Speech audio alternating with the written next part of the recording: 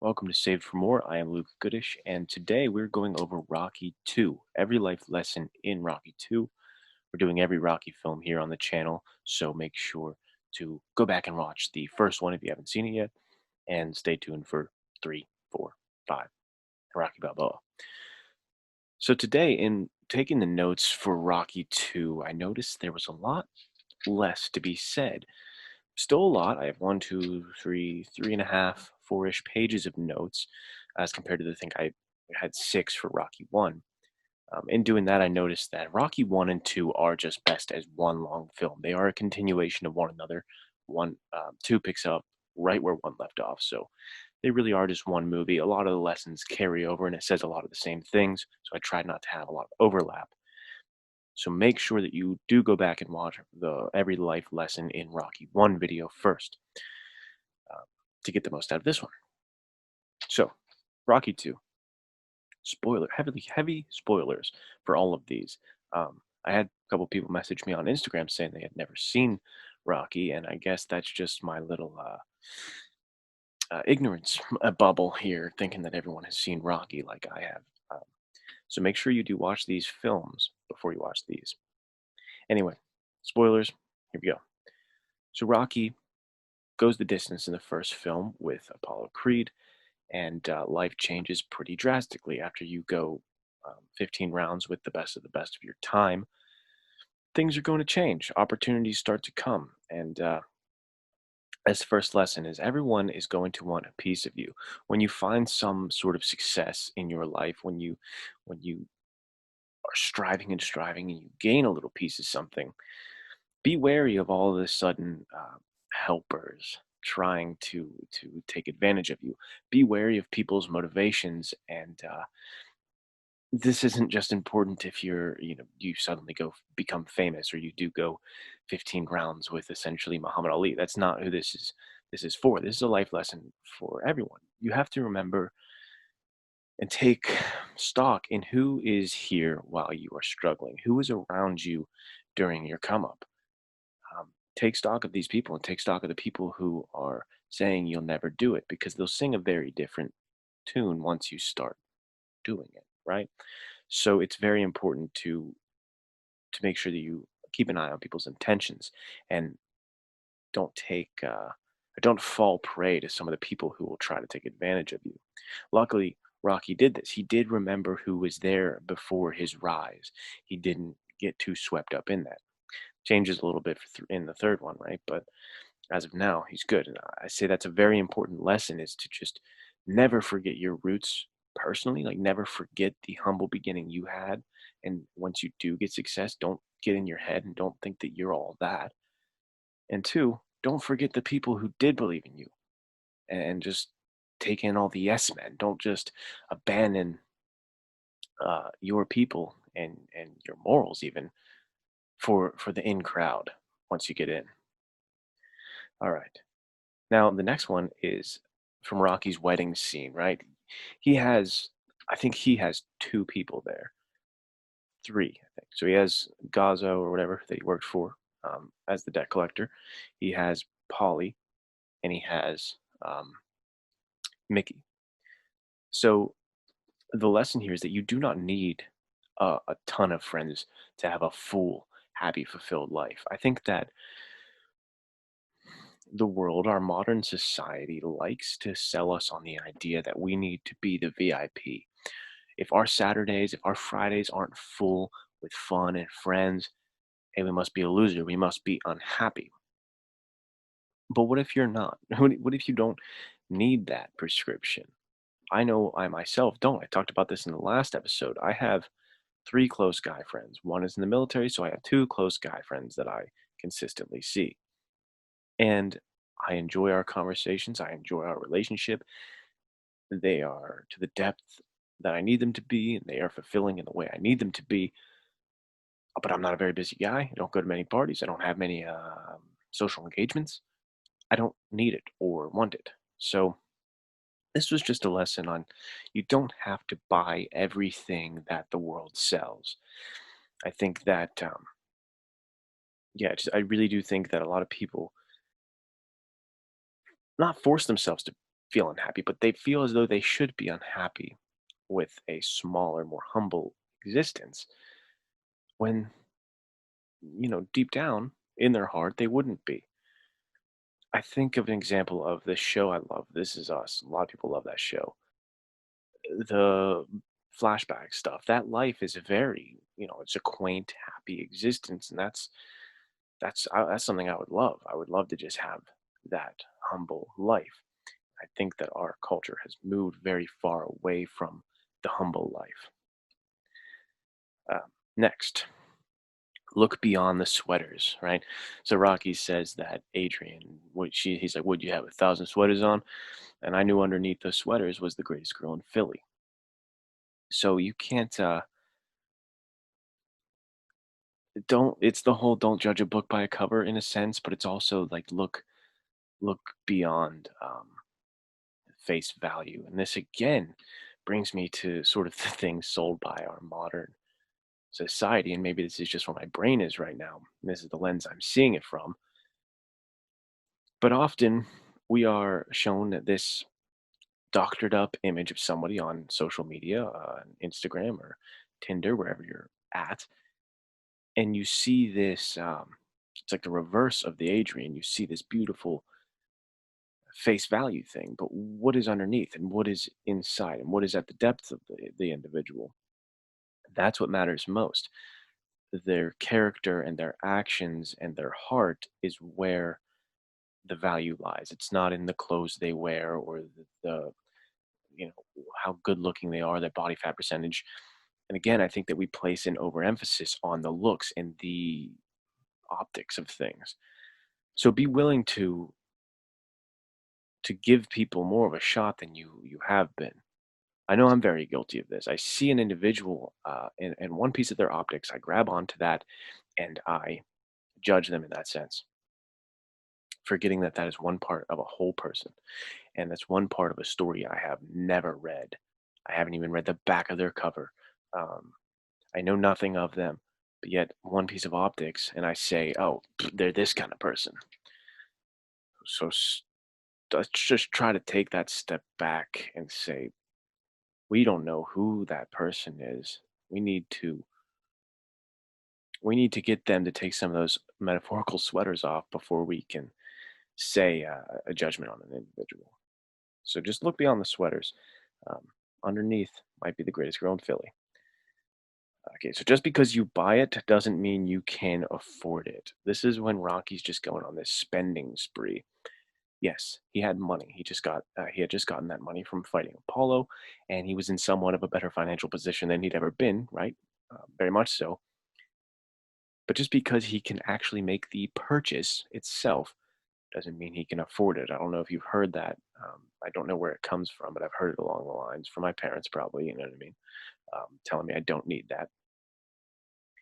But it's a truth. It's very true. It's very true to see with houses, especially. It's like I can buy that house. Yeah, yeah. I can put the down payment on it, and that'll be fine. But you have to start thinking about the payments every month and the unforeseen costs and all these different things that you never factor in because you're so focused on I can get that.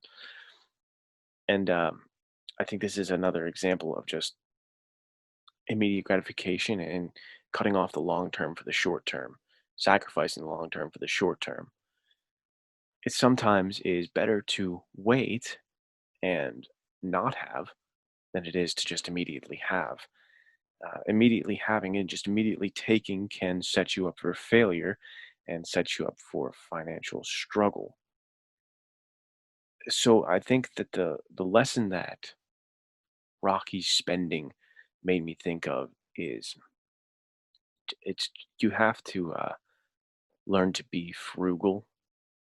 I think that'll serve you very well because I used to be very materialistic. I used to be Rocky after Rocky 2 or in the Rocky 2 moment where I just wanted to buy everything. I wanted to buy everything that looked cool, was nice, and was a status symbol because I could on paper. But honestly, again, going back to this society thing of what are you selling? society kept selling me on the fact that I needed the name brand clothes and the cool watches. I mean, this is a $20 watch, Casio from Amazon. This is what I wear now. Um, but society likes to tell us that we need to have the best clothes, the newest clothes, the nicest cars, the nicest shoes. And I'm glad and I'm lucky, grateful that I broke out of that habit. I broke out of that habit with this car story here. So I at one point bought a very old used Audi or Audi. I don't care how you say it. Um, just because the status symbol of it, right? I liked it. It's transporter, Jason Statham, sick. And I wanted to be, the cool guy in an Audi. I was, I just wanted to be seen as somebody who was mature and had money, and I thought this was a good symbol for that. And I could buy it, right? But I could not afford it in the sense that anytime something went wrong with that car, the price tag on that was crippling for me. I had enough money to buy it, but I could not afford to keep that up and maintain that. Not at all. And I don't know how or why, but luckily I did switch, and I think that was the the final nail in the coffin for that stage in my life. I did get over being super materialistic because I used to want Vineyard Vines clothes and only Vineyard Vines clothes and Ralph Lauren, and I was very dead set on having all the best brands, having the name brand stuff, and being a walking status symbol. But I realized getting a Honda after the Audi, like both of these cars just get me to the place. And truly, I don't care what anyone thinks about the car that I'm driving. And especially if you are someone who cares what car I'm driving, I don't necessarily care about you. Not that I wouldn't help you. That's not what I mean. I mean, your opinion doesn't matter to me at all. Um, so I just decided I'm just going to live my life how I want to do it. If I did want an Audi because I wanted it, sure, I'd go out and get it once I could do that. But I'm not going to do that anymore for the reasons that I used to. Similarly, with clothes, I shop at Goodwill and just get shirts given to me by friends. I don't ever actively seek expensive clothing anymore. I don't even go to shopping anymore, really, because it just doesn't matter.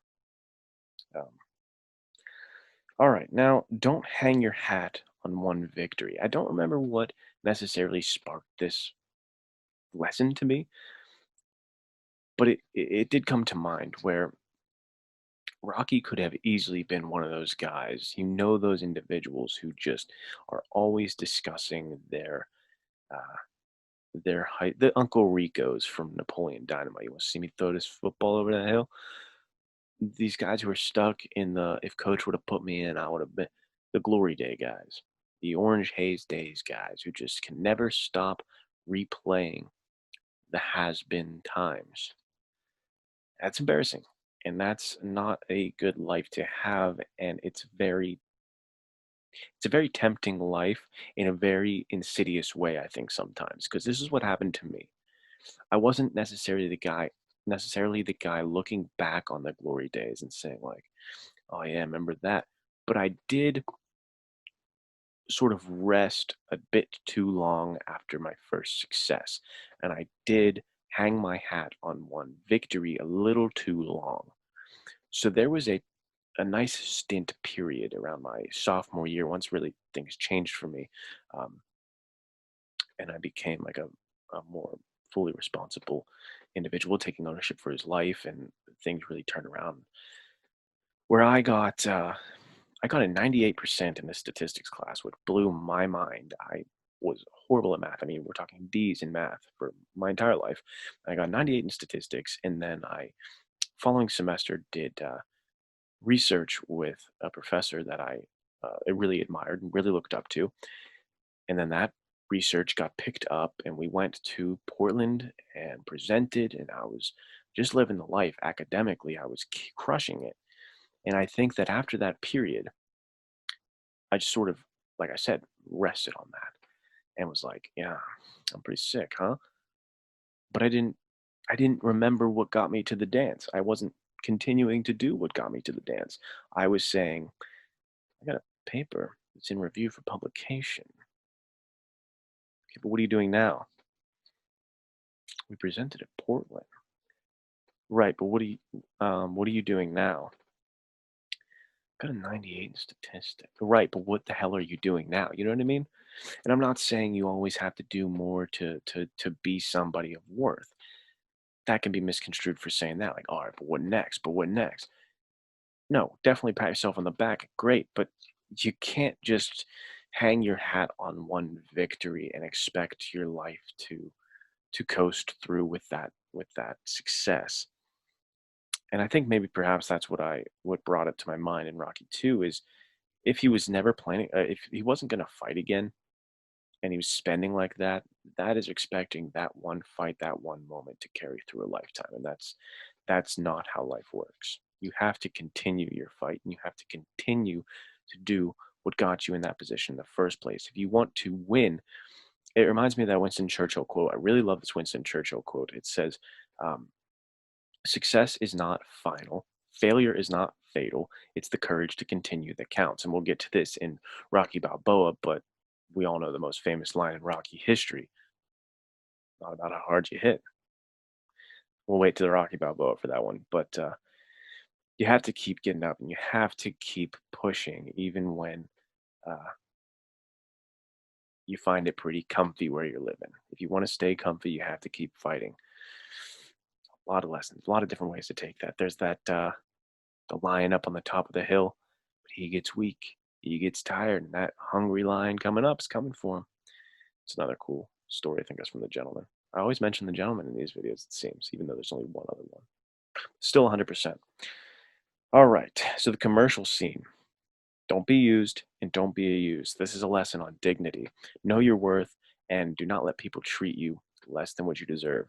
It's very important. People will be dickbags. And also, this is a lesson on different intelligences. Different intelligences. That was confusing. But you're not dumb. I think that this is another issue I have with modern society.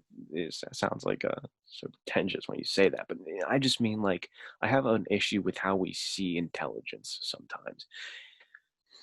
Book smarts are just paramount in our society. It's only important, it only matters, it's only relevant if you can show me your college degree and if you have a master's, ooh, or ooh, you have a doctorate. Wow.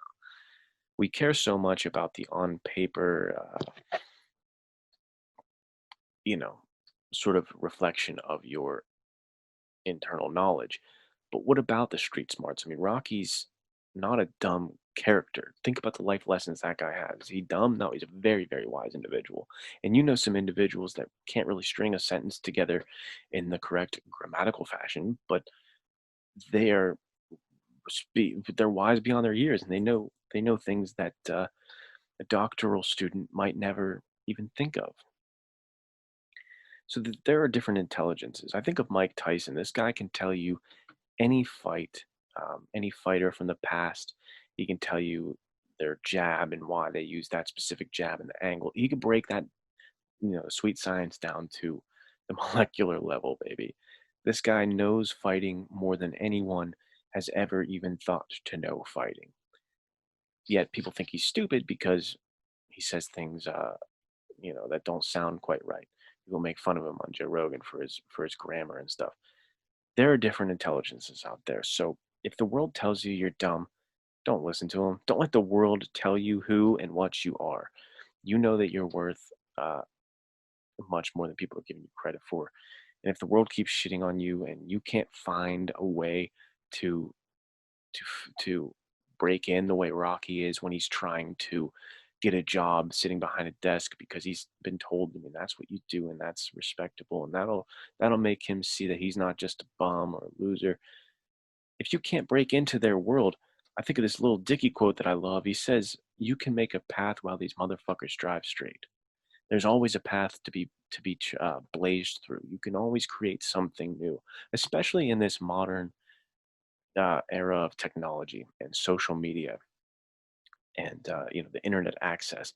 And this is why career counseling is very specifically interesting to me, and that's why in my coaching online, I really like to help people formulate ideas on how to get their passion, their more, that thing in their heart. I like to get to teach them, and well, not teach them. I like to help them discover how to make that path for themselves so that they can make money doing what they love, because there are infinite possibilities now. It's absolutely incredible how vast the market is becoming, and how limitless, and there is no cap on on your potential anymore. So I say do not settle for being trapped in a soul-sucking job that grinds you to a dust and to a powder. We see this in the scene where Rocky is at the meat factory and you see his back hurting and he's exhausted and he hates it. And it's just whittling this man down to nothing. Don't find yourself trapped in that. Don't settle for that, please. Not in this day and age, not with the possibilities. Make that time, carve out that time in the morning if you have to, late at night if you have to, whenever you can. Just start putting an investment in yourself. Start putting effort and time into developing your craft, whatever that may be, because there is a chance. But if you want to move those mountains, you have to start moving stones today. It starts with a little bit each day. You want to write that book, you put down 500 words a day, and you will have that book in a couple of weeks. So just start creating your path, and don't find yourself in the tunnel, buried under this life of momentum. Um, so Rocky ends up getting laid off, right? And that brings me to this quote by, I think it was, Jim Carrey said it, and I think this was about his father. He said, "You can fail at what you don't want, so you might as well try at what you love." So again, back to this. Don't let fear, don't let time constraints, don't let anything keep you from trying that that thing that's in your heart, that thing that keeps your heart beating, that thing that never stopped gnawing on your mind, that thing that's been with you since as long as you can remember. Don't give up on it, and go for it. Really go for it. Rocky says, "I have to be around it." He says, "I have to be around it," when talking to Adrian about fighting. He says, "I don't know how to say it, I don't know how to explain it, but I have to be around it." And that's just an illustration of his passion. That's his why. That's his more that he's been saved for. If he weren't a fighter, he would have to be a trainer. He would have to be involved in the sport, is what he's saying, because that's that passion. That's the fire in his belly. And a denial of that is a denial of life. It's a life of quiet desperation that he'd be setting himself up for. It's exactly what Henry David Thoreau is talking about. If he is living incongruent with what is in here, then that is a life unlived. That is a life truly unlived, and that would be sickening to think. If Rocky did that, I mean, you know what I mean? We know what he went on to do, and in the life he went on to live. Now that's an illustration of a fictional character, but there are lives like that lived every single day. And I've talked about this multiple times, and I will talk about this multiple times again. But go out into a graveyard and look out there, see all the headstones, and think about all the films, all of the inventions, all of the business ideas, all of the life-saving, life-changing pieces of knowledge that are now trapped inside of those coffins with those individuals who never got the bravery or the courage to give it a shot. Now it's there forever in that field, never to be seen by the world. There's a lost Hemingway, a lost Rocky, there's a lost Apple, there's a lot of lost life in a graveyard. And I don't want that to be you. Okay. So next is the Stallion Chicken. When Apollo makes that news article and you see someone or Apollo squeezing Rocky as a chicken, and the whole gym's making fun of him. And he says, "That's kind of funny, right?" And he tries to laugh it off, but then he goes into the bathroom, crinkles it up, throws it on the ground, pissed. His face, you can see just how pissed he is. And so this made me think of this, again, bringing up on Becoming a Person by Carl Rogers during this. It's made me think of Carl Rogers' line. He said, "I have found that it does not help in the long run to act as though I were something that I am not. It does not help to act calm and pleasant when actually I am angry and critical. It does not help to act as though I know the answers when I do not. It does not help to act as though I were loving a person if actually at the moment I am hostile. It does not help for me to act as though I were full of assurance if I was actually frightened and unsure." But essentially, if you feel pissed, don't be like, "Yeah, I'm happy." Not very helpful. And I struggled with this myself. I like to be a positive person, and to my detriment sometimes. You know what I mean? Being the overly positive person sometimes sets you up for failure when uh, you feel hopeless inside, or you feel angry inside, or you feel discontented inside. If you're the positive person, you want to always be the positive light, then sometimes you hold yourself back from the truth that is within you. So don't hold back the truth that's within you to please others, because ultimately you're failing yourself. And if you fail yourself, you will always fail others. Okay. I don't want to just get by the hard way. Rocky says this, and I couldn't agree more, and I love this. And he explains how he wants Adrian to have nice things. He wants the kids to have nice things. And this just reminds me of my why in life. I want my wife and I want my kids to have a fantastic life. I don't want them to get by the hard way. I don't want them to struggle. I don't want them to fear, well, I don't want them living paycheck to paycheck and fearing where or how they're going to get by. And this is important for every individual to discover of themselves is the why that they are fighting for. Develop and solidify the reasons why you do what you do when we're talking on a professional level, a sort of um, career level. Why are you going out and doing the work that you are doing? Because I don't care, even if it is your passion or what you love, there are going to be days where you don't want to go. There are going to be days where you just like, I simply don't want to. I just want to quit. I just want to go relax. I don't want to do this. So there's days where you don't want to do that.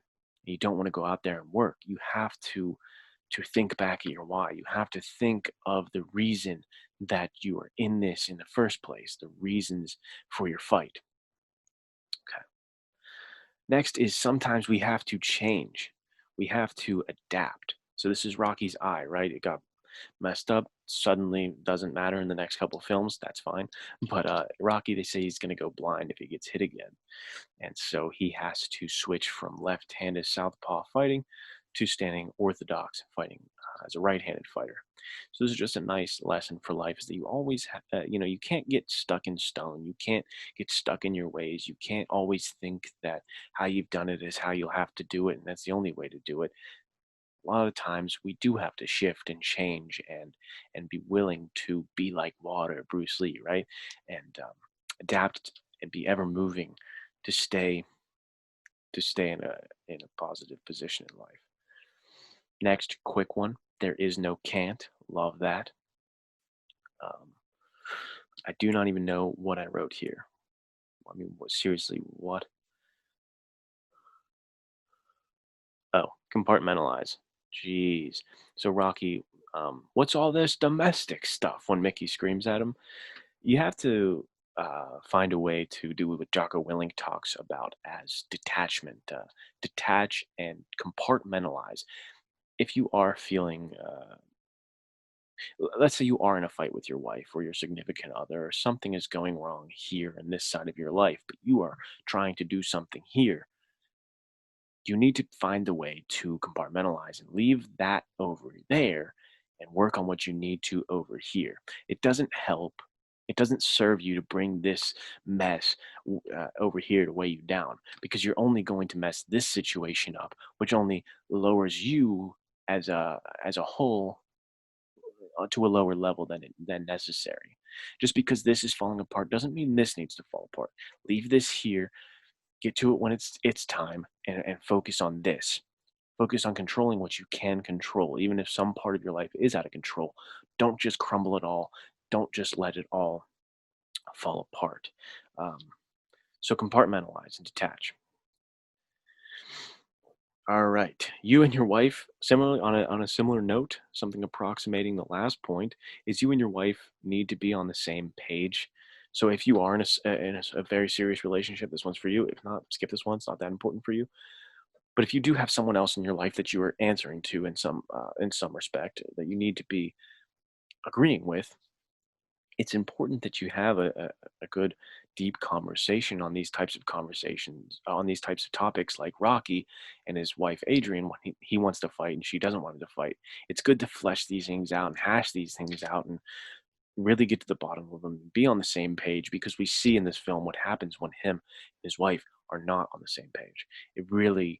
It just drags you down, and it messes a lot of things up. So I think that the lesson here would be to always communicate with your significant others. Make sure you are keeping that open line of communication up, and you aren't letting things fester too long, and you aren't in a perpetual state of wishing that your significant other knew such and such. Tell them such and such. Discuss such and such, and get on the same page. All right, and then Mickey says, "Stand up and fight this guy hard." So the fight is coming, no matter what your fight is, no matter what it will look like. The fight is coming to you. Trust me. We need to stand up. We need to stand tall, because you alone stand between yourself and the brink of chaos. So you need to be there, ready to fight. You can't be like Rocky and just when he wasn't really feeling the passion or into it. You can't just sit there and get steamrolled. You have to stand up and give it your all. Um, Life still moves. Life still presses on. Life still comes at you full steam like a fucking subway. Uh, and you can sit there all slumped and depressed. That's one way to go about it. Or you can have some energy and fight back. You don't lay down and die, is essentially the point. Don't lay down and die. And finally, don't let anyone tell you that your fate is sealed. The doctors in Rocky 2 try to tell him that he's never going to fight again because he's blind, right? He's going to go blind. They tell him that simply boxing is over for him, and it clearly wasn't. He actually beats Apollo in this one. And if he would have listened to them, if he would have just accepted that as God's word, it's over, then where would he be? And this one's very important to me personally, or it hits me very personally because I've had this happen multiple times. Um, Very specifically, doctors, in fact, as well, tell me or my family it was this way, and we just didn't accept it. And we found out, oh, it really wasn't that way. And so this isn't an advice to say don't listen to your doctor, but this is just to, in general, never let anyone tell you your fate. They don't know it. So let me tell you my story. Um, Starting with my birth, I was born with a congenital heart defect and given a 1% chance of survival. My parents were told to forget about it. They were told to get their affairs in order, meaning an arrangements for a funeral and things like that, and then just abort me. And they didn't accept that. They said, no. They fought. They said, absolutely not. Um, we're going to see what happens. We're going to have faith that this is going to work out. And they did. So they said, we're going to go somewhere else. We're not killing our child. We're going to see what happens. And so I was born. And then the heart surgeries happened, and I made it. But then their doctors were telling me, oh, you're never going to be able to do sports. You're never going to be very active at all, in fact. Well, I was active, and I was active enough that when I got into like middle school, they were like, okay, you can do all sports then. Sounds good. And I got into boxing and fitness, and I really was doing, you know, better than most of my peers when it came to health.